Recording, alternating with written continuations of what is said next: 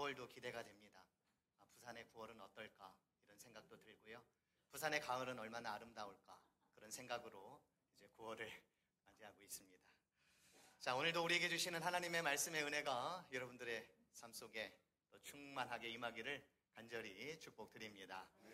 이스라엘의 마지막 사사였던 삼손의 죽음을 끝으로 사사기의 이야기는 대단원에 막을 내립니다. 그런데 사사기의 저자는 17장부터 21장까지에 걸쳐서 두 가지의 일화를 추가적으로 언급하고 있습니다. 마치 부록과도 같은 이 본문들은 한마디로 말하면 그 당시 사사시대의 사회상이다 라고 말씀할 수도 있겠습니다. 사사기 1장부터 16장까지 하나님께서는 이스라엘 백성들의 반복적인 실패에도 불구하고 사사들을 보내셨고 구원과 평안을 허락하셨습니다. 그러나 그 기쁨도 잠시 백성들은 이스라엘의 하나님을 버리고 우상을 섬기며 하나님의 말씀대로 따르지 못했습니다. 또다시 하나님께서는 그들의 부르짖음을 들으시고 구원과 평강을 다시 주셨습니다. 이런 패턴이 계속해서 반복되어지는 곳이 사사기입니다.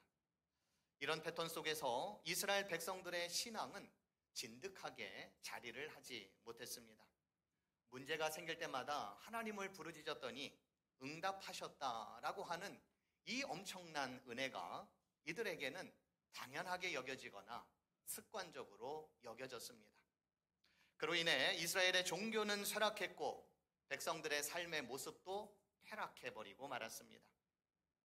17장부터 마지막 장까지는 당시 이스라엘 구석구석에 타락한 그런 사회상을 담고 있습니다. 주목할 만한 것은 17장부터 21장 사이에 반복되어지는 문장입니다. 그때에는 이스라엘 왕이 없으므로, 이 말이 4번에 걸쳐서 반복되어지고 있습니다. 그때에는 이스라엘의 왕이 없으므로. 그런데 문제는 그때 이스라엘의 왕이 없음으로 인해 사람들이 각각 자기의 소견대로 옳은 대로 행하였다라고 하는 것입니다. 이 문장을 세번역 번역은 이렇게 번역하고 있습니다. 사람들은 저마다 자기의 뜻에 맞는 대로 하였다. 이것을 내 마음대로의 신앙 혹은 자의적 신앙이다 라고 말할 수 있습니다. 이러한 신앙은 신앙의 본질인 하나님의 말씀과 뜻에 순종하기보다는 자신의 기준과 생각대로 신앙생활을 하려고 하는 태도입니다. 문제는 이러한 신앙은 자신의 의지나 이익을 앞세우게 되고 자기 중심적이라고 하는 편협한 신앙으로 이어질 수가 있습니다. 솔직히 사람은 자기 중심적인 것이 맞습니다. 자기를 귀하게 여기고 타인의 인정에 목말라 하며 자기를 무시하면 화를 냅니다. 나는 젊은 시절부터 생애 전부를 사회를 위해 일했다.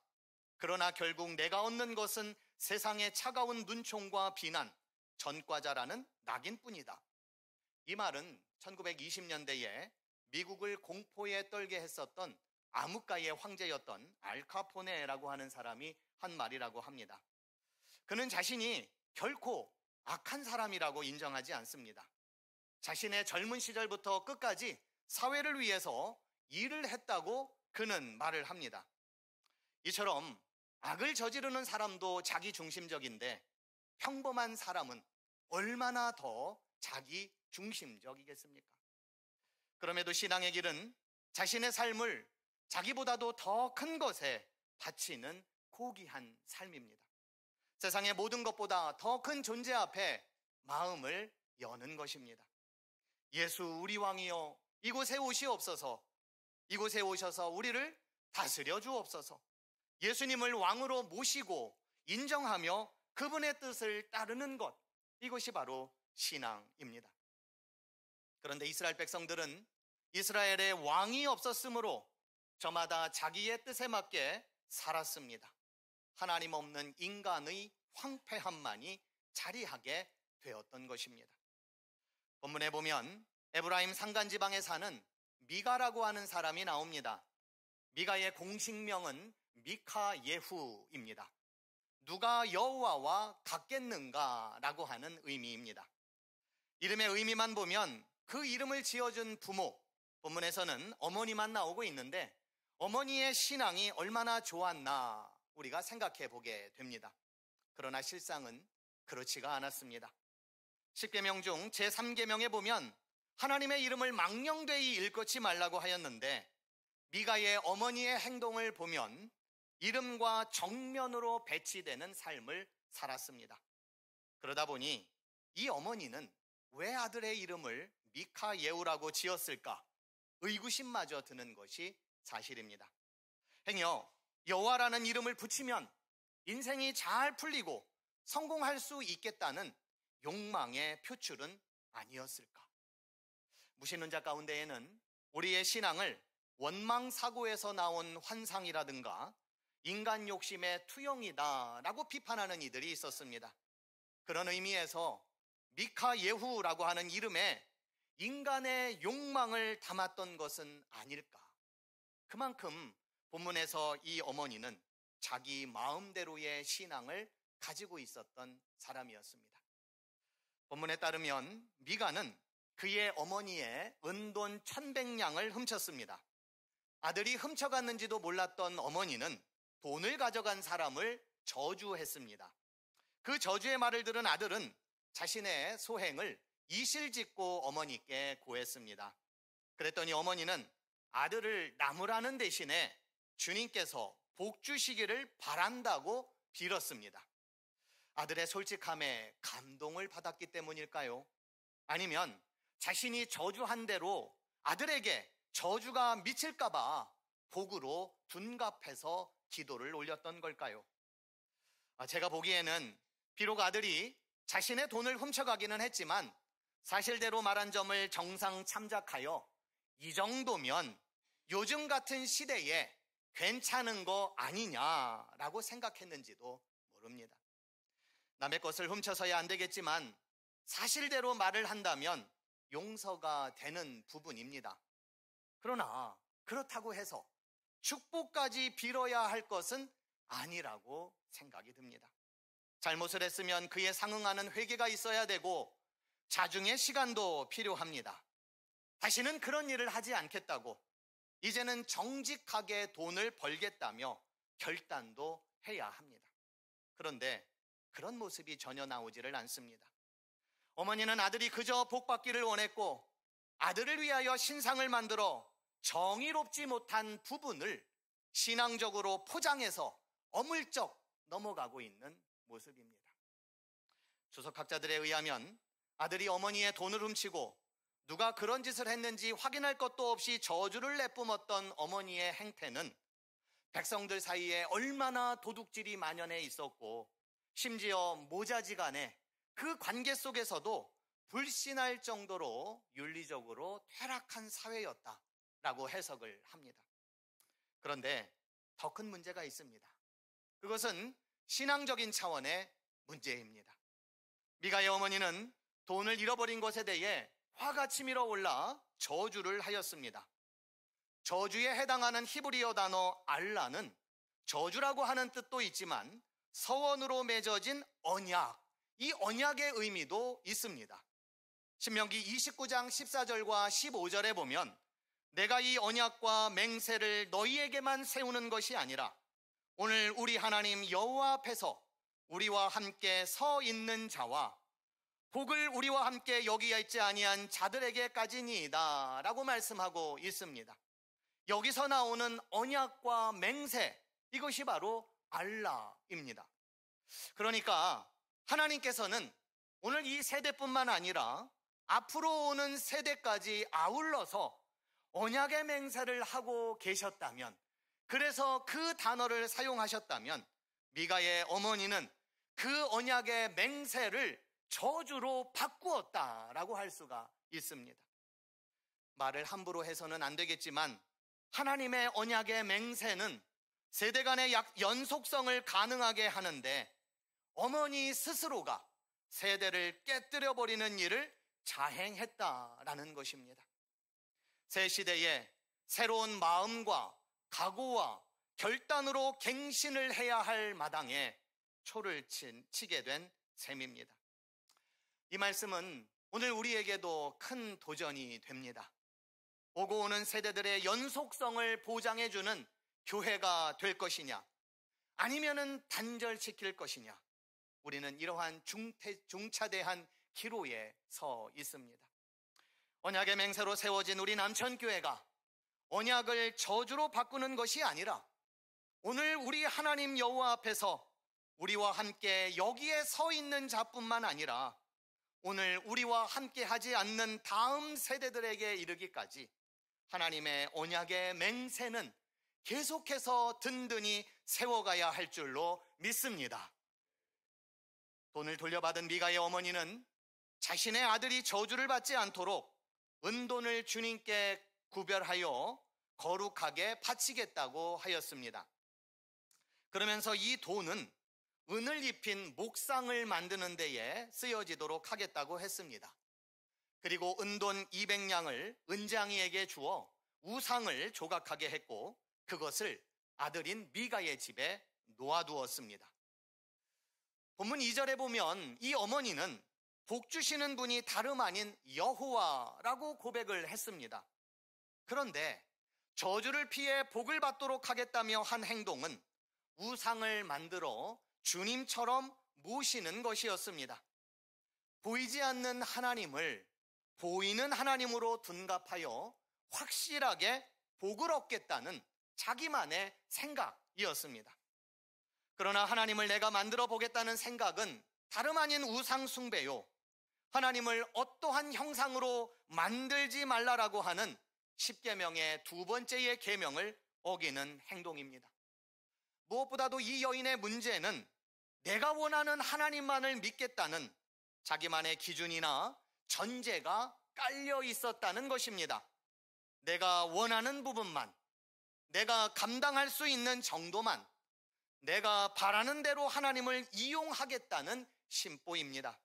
그 좋은 예가 돌려받은 은을 여호와께 거룩히 드린다고 하고서는 나머지는 어디로 갔는지 모를 은 200냥만 가지고 신상을 만들었다는 점, 그리고 개인의 신당도, 개인만을 위한 제사장을 세울 수 있는 토대를 마련해 줬다라고 하는 겁니다. 온 우주 만물의 하나님을 자기가 원하는 공간 안에 가두어 놓고 많은 복을 나만 누리겠다라고 하는 헛된 욕망이 그들 가정 속에 있었던 겁니다. 팀 켈러 목사님이 이런 말을 하신 적이 있습니다. 하나님의 어떠한 면들 중에서 좋아하지 않는 부분들을 지적으로나 심리적으로나 그냥 무시해버린다면 우리는 우리의 가장 깊은 욕망에 동의하지 않거나 우리에게 안 돼라고 말씀하실 수 있는 하나님을 갖지 않는 것이다. 그렇게 되면 우리는 결코 하나님과 씨름하지 않는다. 하나님이 우리에게 뭔가 요구하시게 허용하지 않는다. 그러면 결국 우리는 훨씬 더 편한 하나님을 섬기게 되지만 사실 그것은 존재하지 않는 하나님이다. 여러분은 어떻습니까?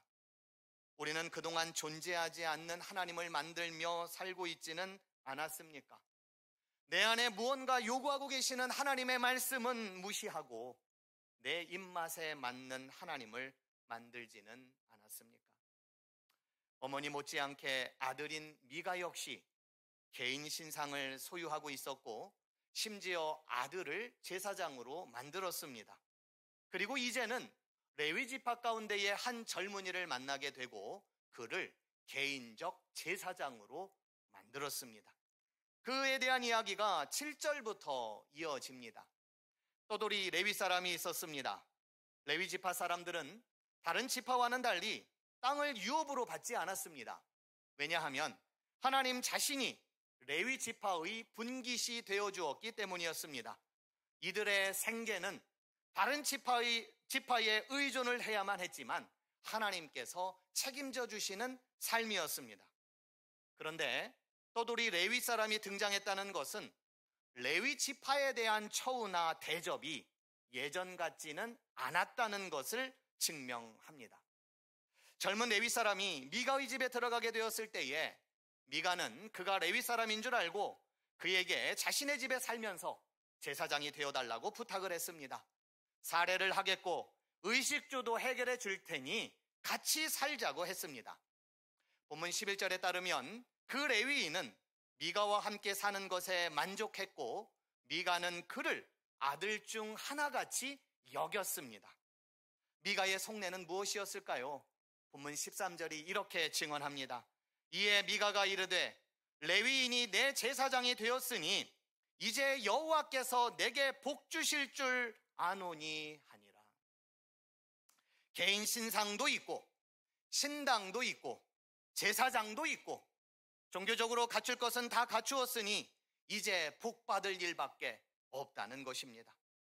소위 예배에 대한 모든 세팅은 다 갖추었으니 이제 하늘에서 떨어지는 복이나 받자는 심사가 미가의 신앙 가운데에 깔려 있었던 겁니다. 그런 미가의 행동을 보며 예배란 무엇인가를 생각해 보았습니다. 예배는 왜 드리는가? 우리의 삶의 예배의 의미는 무엇인가? 미가의 행동에는 마치 하나님께 접근해서 자신이 원하는 것을 하나님이 해주실 거라는 욕망으로 가득했습니다. 그러나 진정한 예배는 하나님께서 우리 마음에 찾아오셔서 하나님께서 원하시는 것을 알고 그 마음을 받들어 섬기는 것입니다. 우리는 매주일 하나님을 찾고 만나기 위해 교회에 가지만 분명한 것은 하나님께서 오셔서 우리를 다스리도록 하는 것입니다.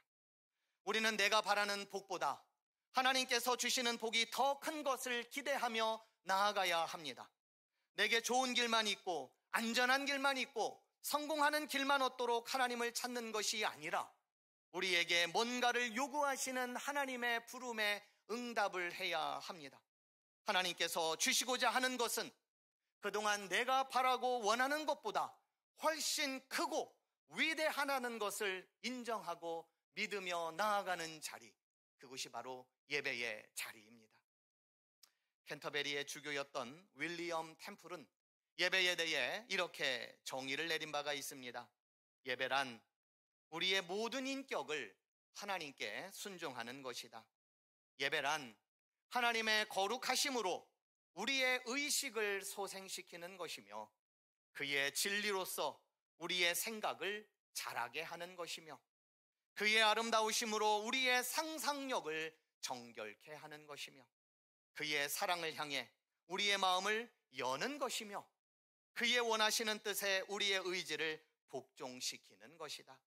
이 모든 것은 예배에서 하나로 모아지게 되며 이것은 우리의 본성이 가질 수 있는 가장 덜 이기적인 감정이다. 예배를 통해 우리는 가장 덜 이기적인 감정을 얻는 거라고 말을 합니다. 내 마음대로 살지 않도록, 내 자의적으로만 살지 않도록 예배는 우리를 그렇게 이끄는 자리라는 겁니다. 본문 7절부터 13절까지 등장하는 미가와 젊은 레위인을 통해 우리는 이 두 사람이 저마다 각각 다른 가치관을 가지고 있다라는 것을 살펴볼 수가 있습니다. 미가의 경우는 하나님조차 내 뜻대로 조종하고 통제할 수 있겠다는 잘못된 신앙입니다. 이것은 오늘날로 말하면 하나님을 향한 열정과 헌신이라고 하는 이름으로 위장되어 표출되어진다. 이렇게 또한 말씀드릴 수 있습니다.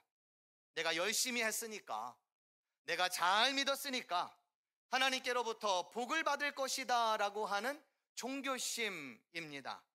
문제는 만약 내가 열심히 해도 불구하고 내가 바라고 원하는 것만큼 결과가 주어지지 않는다면 우리는 실망하고 낙심하여 신앙의 길에서 벗어나거나 내가 좀 부족하니까 더 채우고 더 채워 더욱 열심을 내다 보면 그것이 율법주의에 빠질 수 있다는 함정입니다.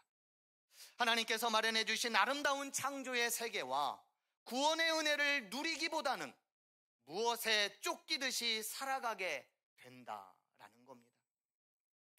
만약 교회의 지도자들이 이러한 인간의 종교심을 교묘하게 이용하게 된다면 교회는 성장할 수 있습니다. 교회는 많은 사람으로 채울 수 있습니다. 그래서 조금 더 분위기는 좋아질지 모릅니다. 그러나 개개인들의 생활은 언젠가는 지치게 되고 언젠가는 소진하게 됩니다. 예전에 사역하던 대학교에는 일반 지역 교회에서 지치거나 상처를 입은 사람들이 많이 찾아왔습니다. 대학교회가 사실 뜨거움이 많지는 않습니다. 분위기도 많이 가라앉아 있습니다. 그러나 분명한 것은 지성, 합리성, 그리고 예의를 갖춘 교회라고 하는 매력이 있기 때문에 사람들은 대학교회를 찾아옵니다. 그런데 그분들 중에 다양한 직분자들이 있었는데 어느 장로님이 있었습니다. 그 장로님은 젊을 때부터 그분이 다녔던 교회의 목사님을 위해 또 교회를 위해 20년 동안 충성을 다 바친 그런 분이셨습니다.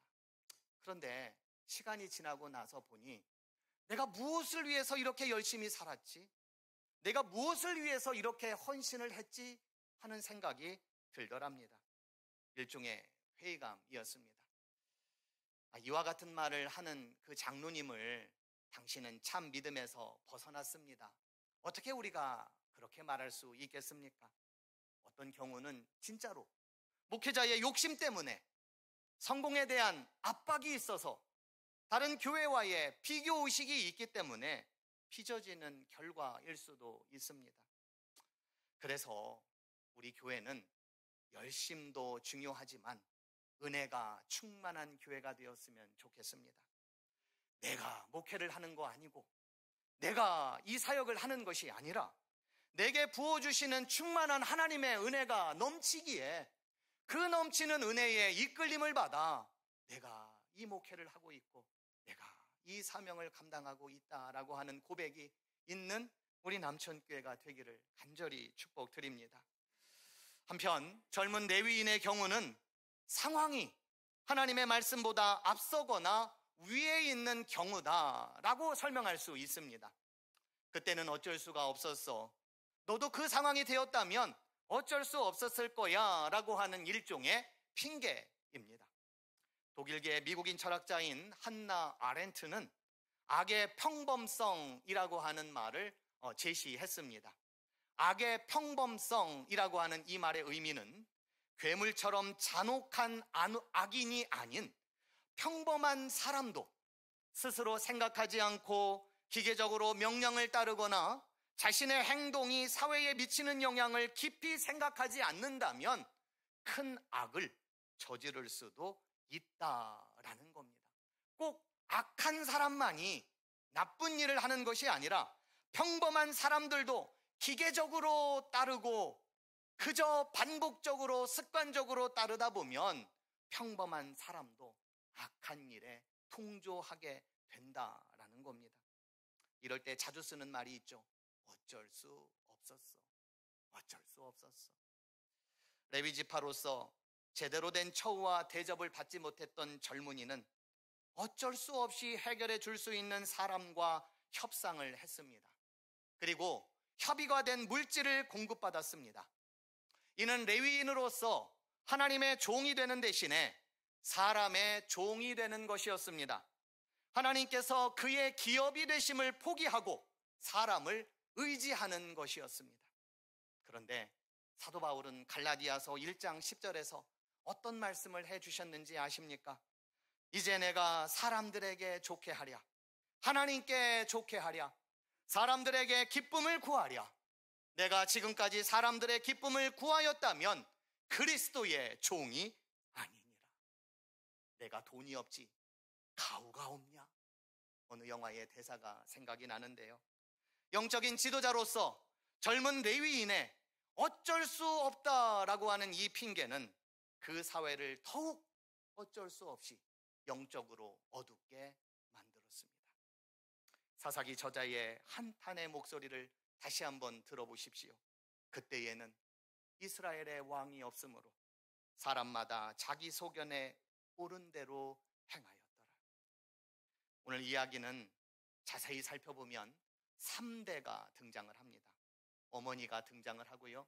그 어머니의 아들인 미가가 등장합니다. 그리고 그 미가가 제사장으로 삼았던 아들 중에 한 사람이 등장을 하고 그리고 지나가던 레위 지파의 젊은이를 양아들로 삼는데 따져보면 3대입니다. 그런데 이 3대는 모두가 다 어처구니 없는 신앙인들이었고 또 불신앙을 되물림하는 그런 3대였습니다. 학자이자 저술가인 돈 칼슨이라고 하는 사람이 이런 말을 하였습니다. 한 세대는 복음을 알고 다음 세대는 복음을 당연시하고 3세대는 복음을 잃어버린다. 복음을 잘 알아도 세대가 지나면 결국 이러한 위태로운 상황이 닥치는데 하나님도 모르고 복음도 모르고 자기 마음대로 신앙생활을 한다면 우리 다음 세대들이 어떻게 되겠습니까? 무엇을 배우고 무엇을 따르겠습니까? 이런 경각심을 우리는 가져야겠고 이제는 자의적인 신앙에서 벗어나 하나님과의 인격적인 교제를 통해 하나님과의 깊이 있는 만남을 통해 살아있는 신앙인으로 거듭나시는 우리 남천교회 모든 성도들 되시기를 주님의 이름으로 축원드립니다.